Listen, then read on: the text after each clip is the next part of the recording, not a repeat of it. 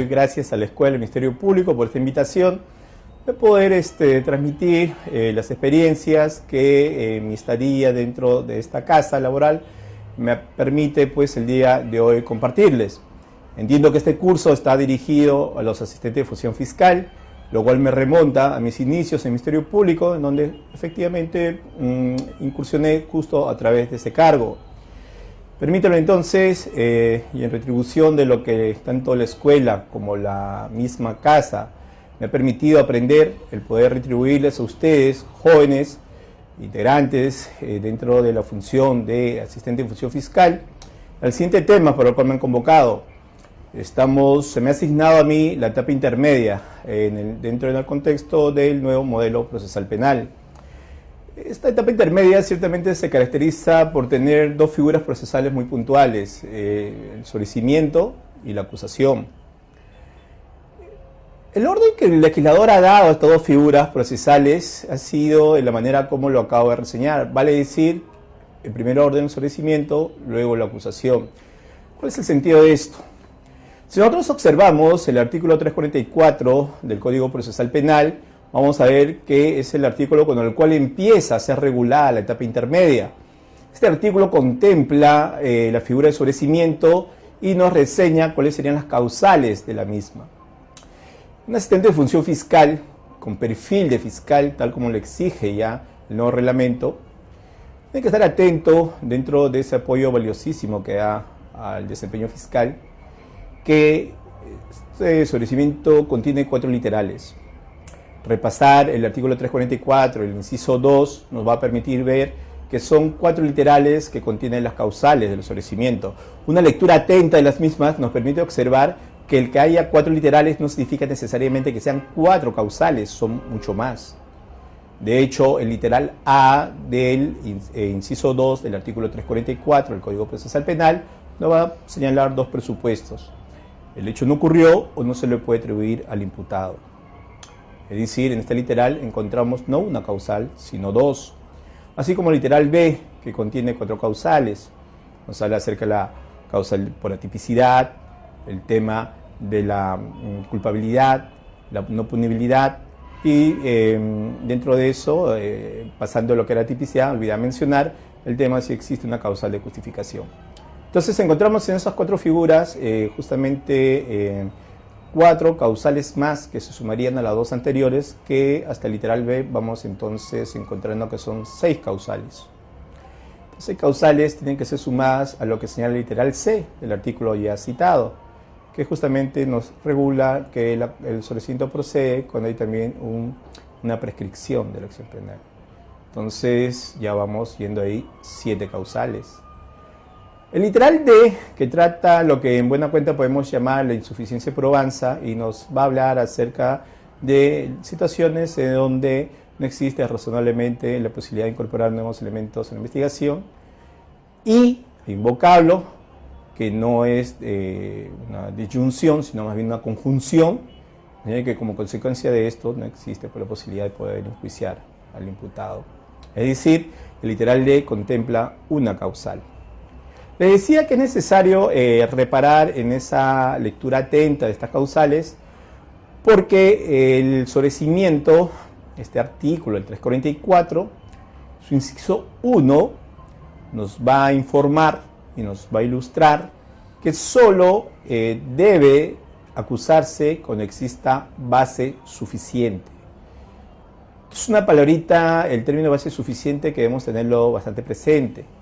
El nuevo modelo, a diferencia del anterior, no está diseñado para jugar al azar, no está diseñado para que de manera caprichosa el fiscal acuse a personas aun cuando considere que no haya elementos que así lo permitan sostener.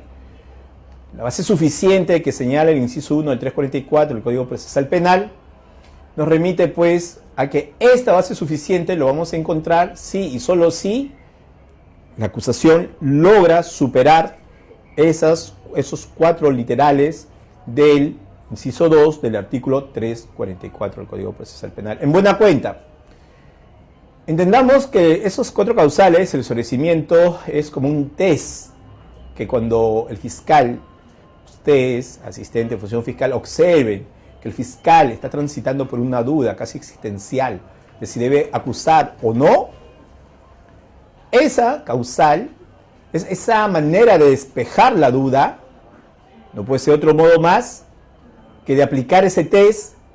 Entonces el fiscal deberá preguntarse si ese caso que tiene y que ya lo ha concluido, ¿qué camino debe tomar?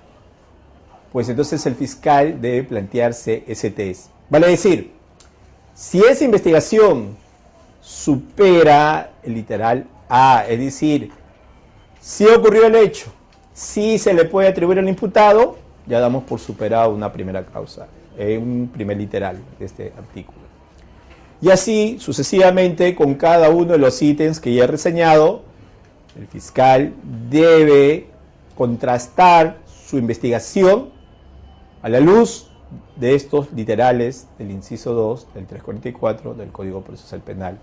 Si considera que su investigación supera ese test, supera esas observaciones que llevarían irremediablemente a un sobreseimiento, pues entonces el fiscal debe acusar.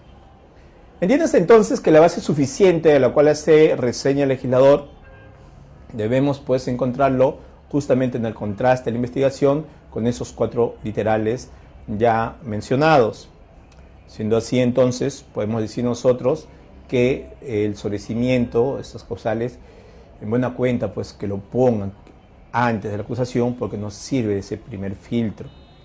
Solo si se supera ese filtro que señala los 4 literales, pues entonces el fiscal está en condiciones de poder presentar una acusación. Estas causales de algún modo merecen algunos comentarios, esto para poder redactar de manera debida y motivada un requerimiento de sobreseimiento, pues tan exigibles para el sobreseimiento como que lo es expresamente para la acusación el que se reseñen hechos claros y precisos y que estén debidamente motivados. El sobreseimiento pues también tiene ese nivel de exigencia. Digo esto por lo siguiente, entender, y por eso bueno, les invito a este modo de comprender esos 4 literales, es el modo siguiente. Si la Fiscalía postula el tema que el hecho no ocurrió, bueno, nos queda claro que antes de ese supuesto no existe otra causal anterior. Hasta ahí nos damos por bien informados de que no existe, de que esta causal no estaría, digamos, superando una anterior. ¿A qué viene esto? El literal A contiene, como ya se ha señalado, 2 presupuestos. El segundo presupuesto trata acerca de que el hecho no puede atribuírsele al imputado. En buena cuenta, lo que nos dice esto es que se da por superado, es decir, quien acude a la figura de no se le puede atribuir al imputado el hecho, está pues implícitamente reconociendo que el hecho sí ocurrió. Sí ocurrió, pero ese hecho que ocurrió no se le puede atribuir al imputado. Esa sería una manera, si se quiere, de dotarle de cierta lógica a los presupuestos que señala estos 4 literales. Tan igual como decir que si la Fiscalía alegara atipicidad, lo que está diciendo, esto se encuentra en el literal B, es que los presupuestos del literal A han sido superados. Vale decir, el hecho ocurrió, se le puede atribuir al imputado, pero esa conducta que se le atribuye al imputado no encuentra su correlato en el Código Penal, en ningún artículo. La figura deviene atípica por esa razón. Pues no hay otro modo de entender atipicidad si no es reconociendo necesariamente que tiene que haber un hecho y una conducta a la cual se vincula ese hecho. Pero resulta que esa conducta que se le atribuye a un determinado hecho no es típica. Entonces, si nosotros sobreseemos porque encontramos una causal de justificación, la causal de justificación significa que también se da por superar las causales que le anteceden. Esto es, el hecho ocurrió, sí se le puede atribuir al imputado, su conducta sí es típica, pero encuentra una causal de justificación que hace que se sobresea la investigación. Si el hecho encuentra una causal de inculpabilidad, pues es necesario reconocer que hubo un hecho cuya realidad se le atribuye al imputado. Esa conducta atribuida al imputado encuentra su correlato en el Código Penal, es una conducta típica. No, en este caso, se da por superado también la existencia de una causal de justificación, porque se entiende que si hubiera una causal de justificación, si estaríamos en ese marco, entonces se debería sobreseer por esa figura. Pero nosotros estamos yendo al tema de la culpabilidad, es decir, a ese reproche normativo que hacemos de la conducta de un sujeto que cometió un hecho, que no es que encuentre una causal de justificación, no lo encuentra. Pero en el punto que tiene que ver con el reproche normativo, no sería nosotros causal de sobreseer justamente ante la ausencia de esto. El tema de la punibilidad, que está como causal de sobreseimiento, es una figura que tiene que entenderse más dentro de una visión de una política criminal de Estado que considera que determinadas conductas que dentro de la estructura del delito pueden ser consideradas como tales, es decir, como un delito. No obstante, el legislador ha considerado que a pesar de eso no deben ser punibles. Lo más conocido sobre esta figura son las excusas absolutorias, ¿no? Un hermano vive bajo el mismo techo, sustrae a su hermano un bien que le es ajeno, entonces no significa eso de que esa conducta no es un delito, por supuesto que lo es, pero por un tema de política criminal de Estado no encuentra su punibilidad dentro de la figura de excusa absolutoria que nos deriva a la vía civil para que llegue la suerte de una indemnización. Entonces, en buena cuenta, lo que vengo a señalar es que no se trata de usar los 4 literales de una manera dejando al azar, que voy a plantear esta causal y por si acaso para asegurar voy a plantear otra causal más y alguna de ellas en esta suerte de carrusel me saldrá al momento de que yo voy a ir a sustentar. No es así. No puede serlo así porque, como les señalo, hay una lógica en el orden en que el legislador puso estas causales. Siendo así, entonces, el momento de nosotros poder redactar justamente este requerimiento de sobreseimiento, debemos tener muy en cuenta esto. Las causales, que dicho sea de paso, es pues de gran ayuda que un asistente de función fiscal con perfil de fiscal pueda ya estar más inmiscuido en el quehacer fiscal, y qué mejor manera de poder contar con un test como nos plantea el sobreseimiento para nosotros poder dotar a este requerimiento de mayores fortalezas para que el mismo salga airoso en audiencia. Del literal C no hay mucho que decir, es un tema de prescripción, esto está regulado, sabemos en qué momento la figura prescribe, pero sí hay una figura que también debe tomarse en cuenta, que es el literal D, que como ya he mencionado, de algún modo puede hablarse de la insuficiencia de probanza. Esto por lo siguiente, el literal D es una figura muy recurre muchas de las partes que litigan, tanto el fiscal como la defensa, cuando cada uno de ellos plantea un sobreseimiento, y parece ser que sus dimensiones no han sido del todo realmente entendidas, porque se suele acompañar a cualquier causal que antecede a la D y ponen siempre como un por si acaso el literal D. Si no me sale la tipicidad, no me sale la vinculación con el imputado, entonces lo que voy a hacer es también sobreseer, sino por insuficiencia de probanza. Insuficiencia de probanza que señala el literal D tiene que ver a resultas de la investigación. Cuando yo lo concluyo, paso revista y a revisar justamente mi investigación, aquellas premisas fácticas que contiene mi disposición de formalización, que dicho sea de paso, esta disposición de formalización nos atrapa en la investigación en el sentido de que delimita un hecho y delimita a los personajes de este hecho, es decir, delimita a los autores, delimita el hecho criminoso, y el sobreseimiento o acusación no puede ir más allá de lo que ya nos delimita nuestra disposición de formalización, que puede ser la misma disposición de formalización, la ampliación de la misma, pero todo dentro del contexto de la formalización de la investigación preparatoria.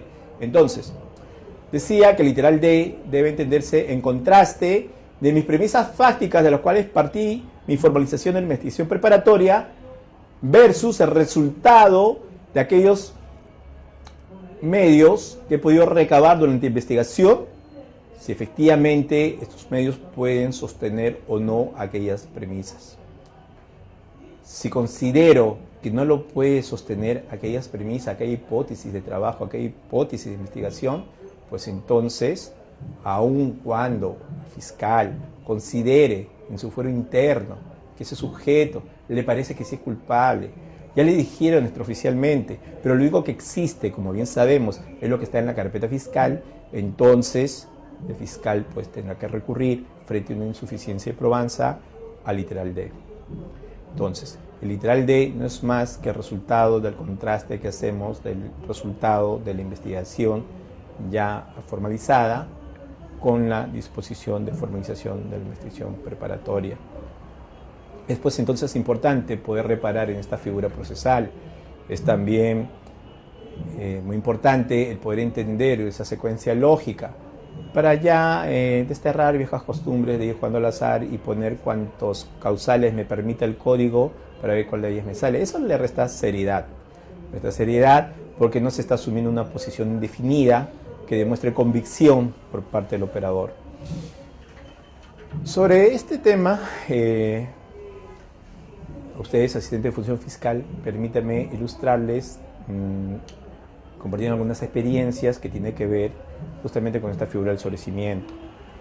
Sobre todo porque entiendo que el asistente de función fiscal, más allá también de la redacción que realiza respecto a este requerimiento, el asistente de función fiscal también a veces suele pues acompañar a las audiencias, quizás porque tiene también un manejo muy actualizado de la carpeta, de los medios de prueba que obran en la misma, de cómo poder encontrarlo también de manera más pronta, y de algún modo también está enfocado en el tema materia de requerimiento, porque muchas veces los fiscales, en la confianza que tienen con los asistentes de función fiscal, les delegan pues a veces el poder hacer hojas de resúmenes, el ayudar en algún extremo de la redacción del requerimiento, lo cual ya lleva involucrando al asistente de función fiscal con el mismo, ¿no? Siendo así, pues entonces, permítanme después compartir algunas experiencias.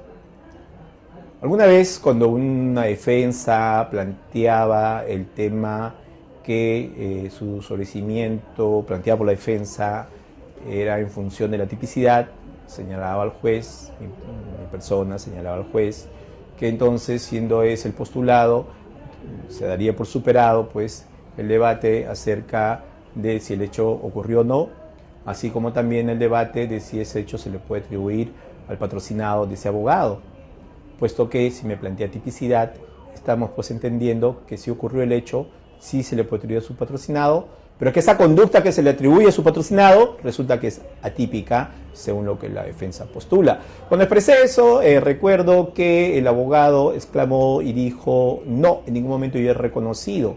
Yo digo más bien que eso no se le puede vincular a mi patrocinado.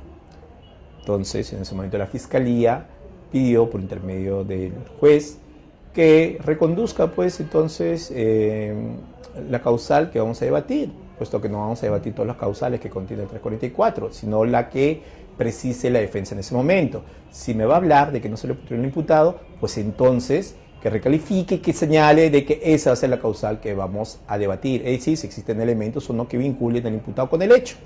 Pero manifesté, ya damos por superado que el hecho sí ocurrió. La defensa exclamó y dijo: no, es que yo en ningún momento he reconocido que el hecho haya ocurrido. Entonces nuevamente se le exhortó mediante el juez que precise de una vez y para siempre cuál es la causal que vamos a debatir. La que el hecho no ocurrió, porque sería un absurdo decir el hecho no ocurrió y ese hecho que no ocurrió tampoco se le puede atribuir al imputado. Es ilógico. Entonces, si vamos a discutir que el hecho no ocurrió, entonces todo lo demás causales no tiene sentido empezar a discutirlo, porque ya el hecho no ocurrió. Esa es la postura de la defensa. Entonces, restringir en todo caso el debate a eso. Recuerdo que la defensa finalmente planteó que retomaba, lo reflexionó y que decidió irse por la tipicidad, porque finalmente su escrito estaba diseñado justamente para atacar el tipo penal por el cual. Muy bien, al final la Fiscalía logró demostrar que esa conducta no podía ser atípica, porque la conducta que la Fiscalía atribuía se encontraba su correlato en el Código Penal, uno de sus artículos. No había ni tipicidad absoluta, ni mucho menos relativa. Por ende, bueno, ese momento fue superado. ¿Por qué compartirles esto? Porque es una manera de decirles que en la precisión, no es un término gratuito, es un término que el legislador lo recoge, ya en la acusación, el 349, cuando vamos a ver a continuación, va a señalar pues, de manera clara y precisa la reseña de los hechos. La precisión es una exigencia porque forma parte de la debida motivación. Entonces, la Fiscalía pues lo que considera, lo que quiere compartir, lo que hoy quiero compartirles a ustedes, es justamente el tema de lo valiosa que resulta para una buena redacción, un buen entender, el poder comprender los debidos alcances de estas causales del sobrecimiento. Pues como les digo, mi persona o al menos lo considera como un test, un filtro para poder superar esas dudas al final de la investigación, cuando ya la concluyo, si debo acusar o sobreseer. Esa pregunta solo se puede absolver cuando contrastamos todo el conjunto de la investigación preparatoria, pasándolo por ese filtro del 344, inciso 2, a través de esos 4 literales. Supera eso de filtro, entonces quiere decir que ese caso está para acusar. No supera ese filtro porque encuentra por ahí un atolladero en alguna de esas causales, pues el fiscal tiene que repasar bien, revisar bien si efectivamente llega o no a superar esa causal que está originando una suerte de un atoro en su reflexión de si debe ser acusado o sobreseído. De no superarlo, pues, como ya hemos indicado, el 344, inciso 1, exige la base suficiente para acusar. Sin base suficiente, pues no debe acusarse. No otro sería la lectura en sentido contrario de lo que señala este inciso. Muy bien, en lo que respecta al sobrecimiento, que dicho sea de paso, y antes de pasar a la acusación, señalarles que cuando toca a veces a la Fiscalía también se le atribuye también a la Fiscalía el poder, ante la falta de una constitución, de un actor civil, la Fiscalía asume entonces el tema de la reparación, también poder tener en cuenta, muy presente, que no necesariamente una causal de sobrecimiento trae consigo también que la Fiscalía se desiste en su pretensión resarcitoria, puesto que no todo desistimiento, no toda denegación de la pretensión punitiva trae como consecuencia también la denegación de la pretensión resarcitoria. No, no es así. El proceso penal, como bien sabemos, incorpora 2 pretensiones. Un tema de economía procesal que nos lleva justamente a discutir 2 pretensiones, ¿no? La punitiva, que es muy propia de la Fiscalía y nosotros nuestra razón de ser, la resarcitoria. Resarcitoria, en tanto no se constituye el agraviado de un actor civil, pues nosotros lo hacemos nuestro. Porque decía que no necesariamente que no tenga éxito nuestra pretensión punitiva no significa que no pueda tener un rumbo diferente la pretensión resarcitoria, porque va a depender qué causal es la que estamos motivando el sobrecimiento. En esto, señores asistentes, tengan mucho cuidado, sobre todo para poder ustedes apoyar, como que es lo que se espera, en la labor fiscal, acerca de los criterios que deben tenerse muy presentes.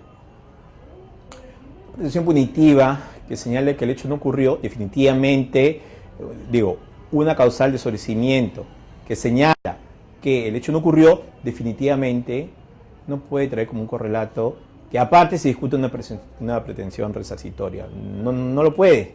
Si el hecho no ocurrió, eso afecta a ambas pretensiones, como que también afecta a ambas pretensiones, decir que ese hecho que ocurrió no se le puede atribuir al imputado, puesto que la pretensión resarcitoria también exige individualizar al responsable.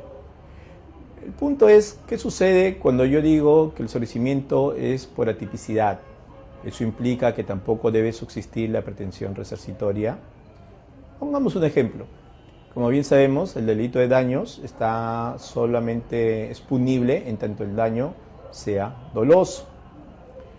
Supongamos que se ha acreditado la figura del daño, o sea, hay un hecho, hay un daño. Ese daño se le atribuye al imputado, es decir, ese hecho sí se le puede vincular al imputado. Digamos que eso está plenamente acreditado. El problema ha sido de que al momento de poder observar cómo fue la historia de ese daño, cómo es que se originó ese daño, advertimos que no me dio un dolo, sino una culpa. A ver, una persona está levantando su tercer piso, el maestro albañil no toma una precaución y de alguna manera produce un daño en la casa colindante, ya sea en su jardín, ya sea en la pared misma.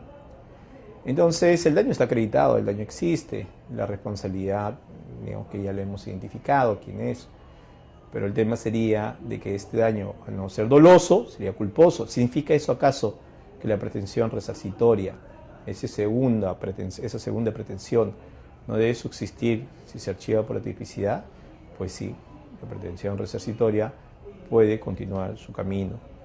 Entonces, a lo que voy es que para saber si de estas dos pretensiones, que siempre acompañan todo el proceso penal, alguna de ellas, o mejor dicho, que estas dos, es como un viejo adagio ya superado, que dice que lo accesorio corre la suerte de lo principal, y muchos dicen, dado que la reparación civil es accesoria a lo principal, que es la pretensión punitiva, y no prospera esta, tampoco debe prosperar la otra, no es cierto.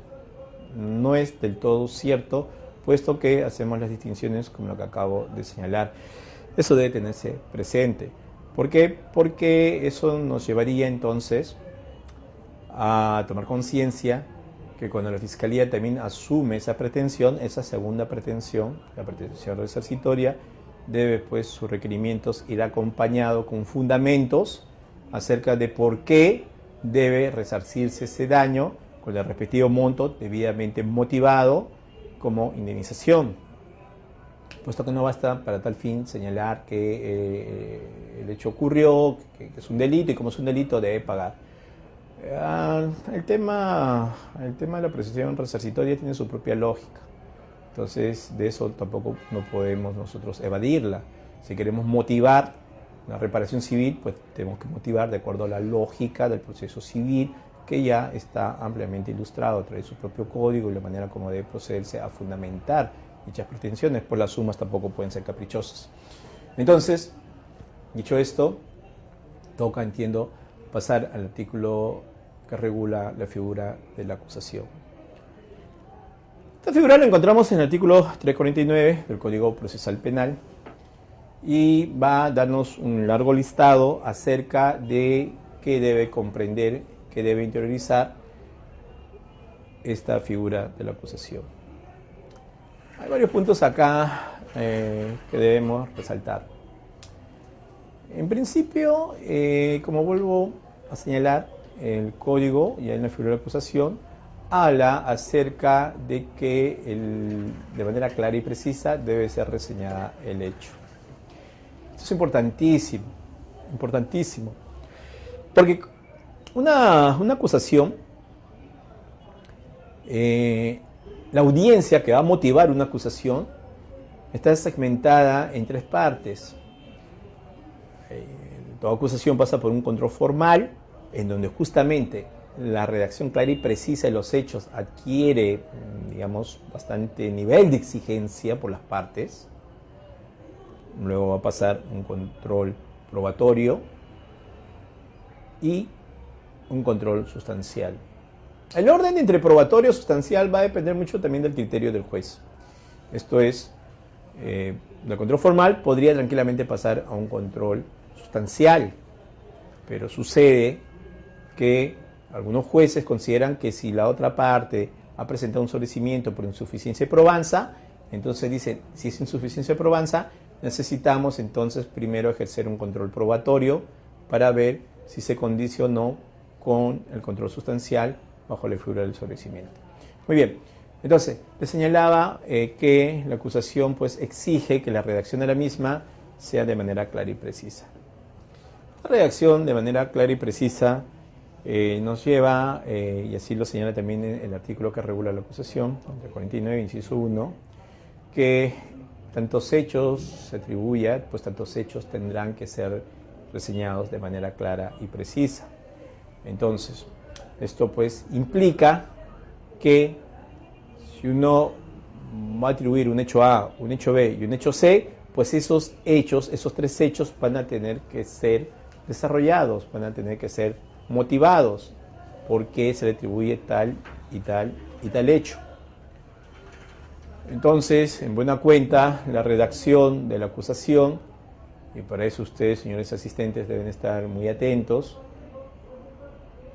en que esta redacción de la acusación cumpla con ese presupuesto a fin de evitar que la audiencia que motive esta acusación, la defensa en este caso, observe, mediante el control formal, la ausencia o carencia de una redacción clara y precisa sobre cada uno de los hechos que se le atribuye al o los imputados. Digo entonces que nosotros, para poder estar prevenidos al momento de ser sometidos al control formal de la acusación, podamos sentir que nuestra acusación va a superar con creces dicho control. ¿Y por qué decimos que va a superar? Porque se supone que la redacción de esa acusación va a ir acompañada de ese nivel de exigencia que acabo de indicar, es decir, de una redacción clara y precisa sobre él o los hechos que se atribuye al o los imputados. Esto es un presupuesto pues esencial, es parte de la vía motivación también, y que guarda un sentido de que si todo ser humano, como decían los contractualistas, todo ser humano nació para ser libre, entonces la excepción es a la regla, es que hay algunos seres humanos, hay algunos ciudadanos que el Estado a veces se encarga de separarlos de su comunidad y apartarlos en otro lugar, en un centro penitenciario. Si ese es el propósito de una acusación, díganme ustedes, ¿cómo no va a ser altamente exigible que al ciudadano a quien se le dirige esa amenaza contra su libertad se le plantee de modo claro las cartas por las cuáles son los hechos que la Fiscalía le atribuye y que la Fiscalía considera que esos hechos le hacen merecedor de una pena privativa de libertad? Entonces, pues, en un Estado institucional de derecho, el nivel de exigencia de la redacción clara y precisa es alta. Este artículo 349 trae consigo también el tema que ya había adelantado acerca que la acusación debe contener aquellos hechos e imputados que estén consignados dentro de la disposición de formalización. Es decir, la acusación no puede ir más allá de lo que la formalización ha indicado. La formalización ha marcado el derrotero y ha dicho qué es lo que se investiga para que luego sea materia de evaluación si debe sobreseerse o acusarse. Fuera de los límites de la formalización, fuera de los hechos que la formalización interiorizó para investigar, la acusación no puede, pues, plantear aspectos fácticos que la formalización no lo haya contenido. Otro tanto ocurre con los imputados. Si el imputado no ha sido mencionado en la formalización, pues yo no puedo señalar que a resultas de la investigación, en el balance final que hago, hay otra persona más involucrada y lo voy a comprender en la acusación. No podría hacerse eso. En principio, violento su derecho a la defensa, no ha tenido un tiempo dentro de la investigación preparatoria para poder también ejercer sus descargos, razón por la cual, pues, nuevamente vuelvo a señalar la importancia de la disposición de formalización porque delimita a los autores o partícipes, así como los hechos, que es materia de investigación. Pero esta disposición de formalización, así como nos da en sus alcances, también debemos reparar en lo siguiente, que contiene justamente la figura del 349, que regula lo que es la acusación. Va a señalar que inclusive la acusación podría plantearse, debe respetarse los mismos hechos, los mismos imputados, partícipes que ha habido en la formalización, dice, aun cuando la calificación jurídica sea distinta. Esta frasecita contenida ahí en el 349 hace, inciso 2, continuamente hace que el fiscal aterrice y se dé cuenta de una realidad. Que el fiscal cuando establece un tipo penal siempre va a ser de manera provisional. No es definitiva en la medida en que esta calificación jurídica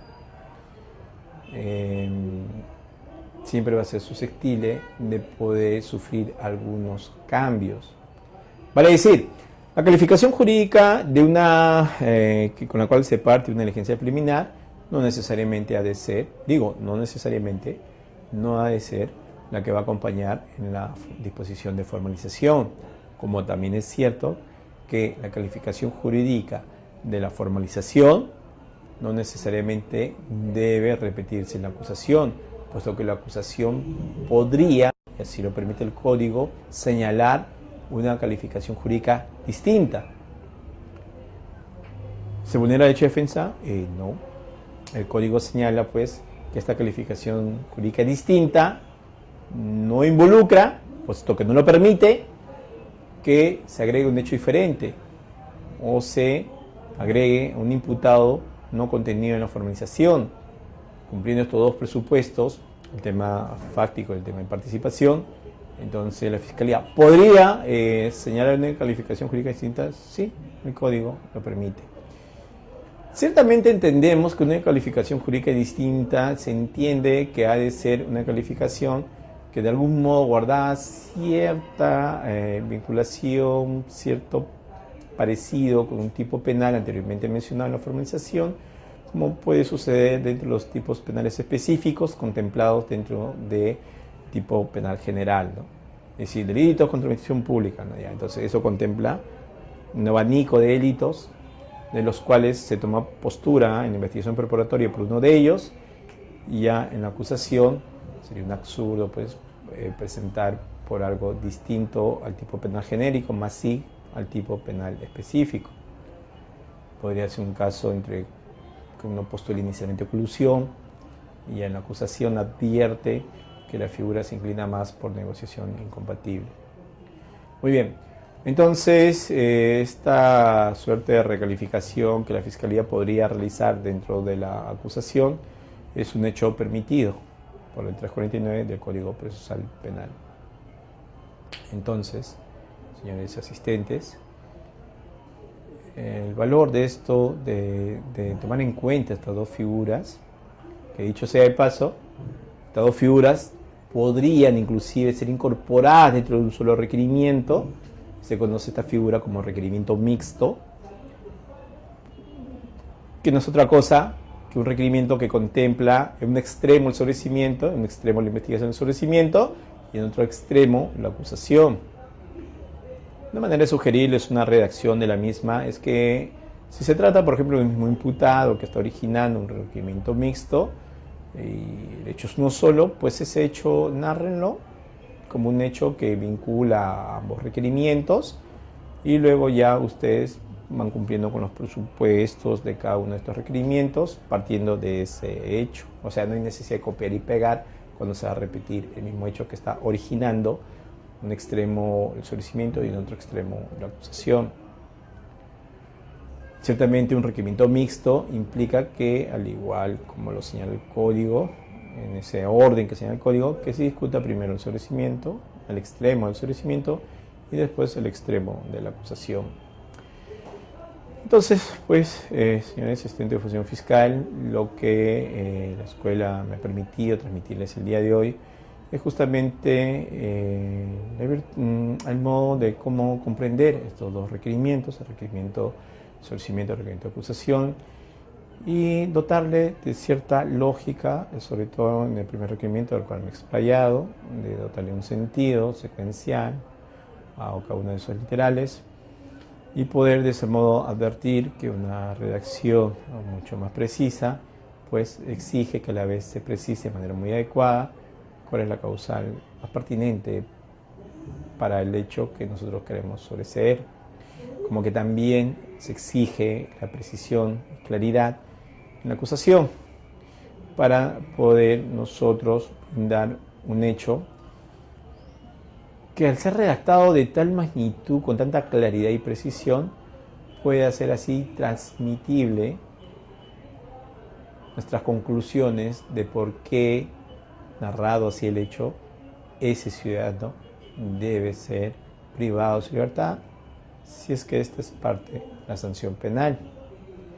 Entonces, esos puntos que son importantes porque van a ser finalmente los que van a motivar audiencias en donde las partes van a plantear sus propias posiciones de acuerdo a su teoría del caso.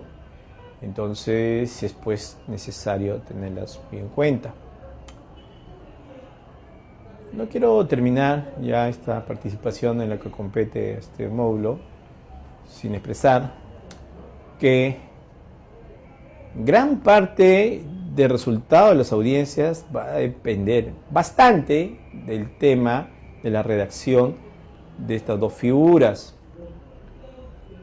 Pero a su vez, estas figuras que motivan la audiencia, bien harían pues los entes de función fiscal en poder acompañar también en estas audiencias, en donde se va a adquirir mayor sentido de la labor que vienen cumpliendo ellos dentro del despacho fiscal. Esto es, ya en la audiencia se suele observar por parte de la defensa ciertas carencias o deficiencias que, según la defensa, se ha podido advertir en el desarrollo de la investigación y que de alguna manera consideran que eso no permitiría sustentar de manera fehaciente el requerimiento que en ese momento plantee la Fiscalía.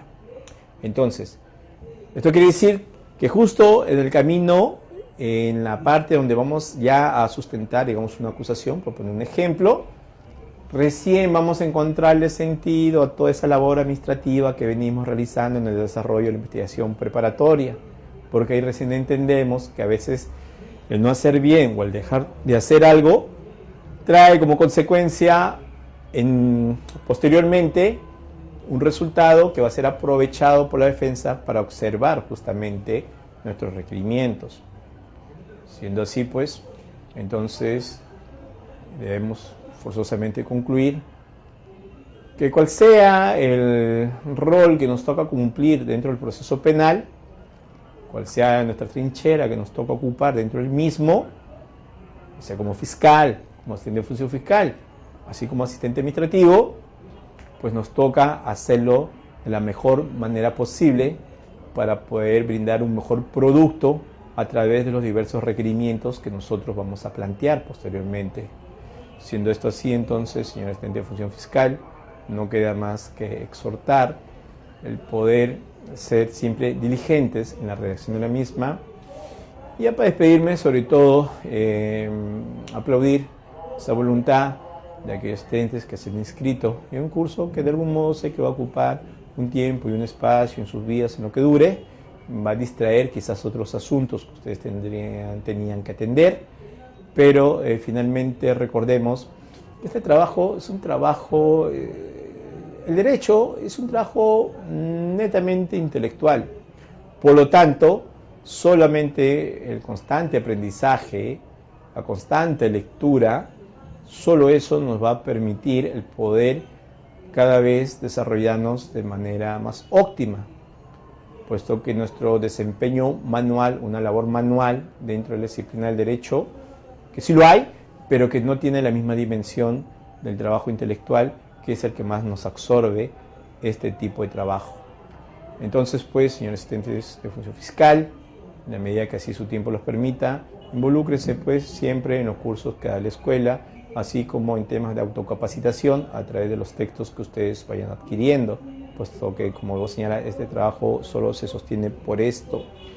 Y ustedes que tienen perfil de fiscal, y entiendo que muchos de ustedes anhelarán también en algún momento presentar y ser fiscales, podrán comprender que la única manera de poder superar los temores que puede provocar una audiencia es solamente cuando uno siente que tiene un cierto bagaje en la cabeza que va a permitir sostener la posición que en ese momento les toca pues defender. Entonces, señor asistente de función fiscal, de mi parte eso es todo lo que puedo transmitirles mediante este video, y a mayor desarrollo se dará a través de los textos que oportunamente alcanzaré a la escuela. Eso es todo. Buenas noches.